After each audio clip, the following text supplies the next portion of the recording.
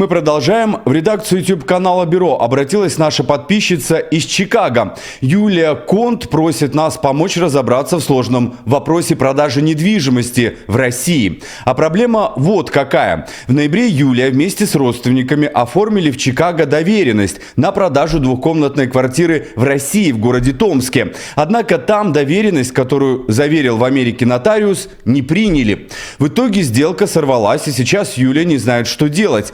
Нотариус в России ей вообще заявила, что доверенность из США сейчас не принимают в России. Но давайте попробуем разобраться, что здесь не так. А для этого к нам прямо сейчас присоединяется лицензированный юридический консультант Карина Дюваль. Карина, добрый вечер. Добрый вечер. Спасибо, что присоединились. Что делать Юлии? В общем, наверное, много там ошибок наделали. Я тут вижу две стороны медали.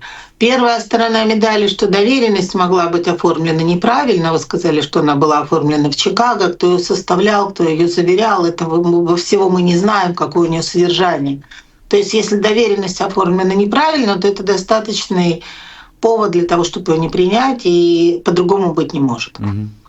И другая сторона медали, то, что со слов Юлии нотариус сказал, что никакие доверенности из Америки мы не принимаем. Опять же, насколько достоверна цитата, а может быть, нотариус сказал, что вашу доверенность мы не примем, это одна история. Если нотариус сказал, что никакие доверенности мы не принимаем, то это неправильно. И неправда. То есть доверенности, которые оформляются в Америке, в России принимаются, признаются, но они должны соответствовать закону как по форме, так и по содержанию. По форме это должна быть нотариальная форма с апостилем. Далее оформляется нотариально удостоверенный перевод на русский язык. Вот наш офис это все организует по обе стороны океана. И по содержанию эта доверенность должна отвечать требованиям российского законодательства. Если какой-то элемент отсутствует, то доверенность, соответственно, принята не будет. Обычно нотариусы так не говорят, как вот девушке заявила нотариус в Томске. Обычно это прерогатива МФЦ, Росреестров. Они любят выпендриться. А что Юлии делать теперь? То есть, получается, нужно просто правильно оформить документы и еще раз отправить? То есть на расстоянии все-таки можно все сделать, да? Не хочу делать саморекламу, но вот ко мне завтра как раз-таки из Чикаго человек приезжает оформлять доверенность. С утра, 12 он у меня будет.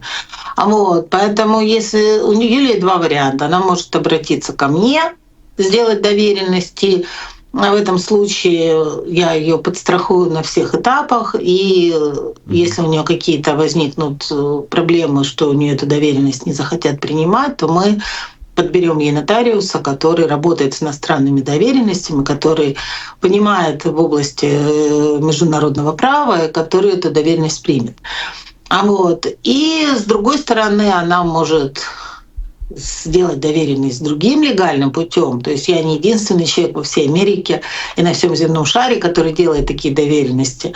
То есть если ее доверенность будет оформлена правильно по закону, то такая доверенность у нее принята будет. Сделать она это может многими способами, но даже если эту доверенность, текст доверенности пришлют из России, выверенный к слову, каждое слово, то это все равно не гарантия, что эту доверенность примут, потому что в России также смотрят, кто удостоверил доверенность, что написано в удостоверительной надписи, удостоверил ли доверенность просто нотариус или нотариус, являющийся профессиональным адвокатом, профессиональным юристом, который проверяет не только подпись, соответствие подписи лица, но также и подлинность его подписи, но также и волю лица. То есть в нашем офисе мы это все проверяем, мы выясняем волю. Если ко мне приходит человек, кивает на жену или на своего спутника и говорит, ты говори. Я его спрашиваю, что вы хотите, зачем вы пришли, а он не может сформулировать. Я доверенность ему оформлять не буду. То есть это является главным элементом, почему доверенность будет приниматься в России, что доверенности, в частности, оформленные в нашем офисе, как и доверенности, оформленные в консульстве в российском, по требованиям российского законодательства и консул, и я выясняют действительную волю стороны. Если это просто заверено нотариально, то может быть отказ. Спасибо большое. И еще раз добавлю, по вашим словам, как вы только что подтвердили, Юлия, не верьте слухам, если нас сейчас смотрите, но надеюсь, что вы смотрите, раз отправили этот вопрос.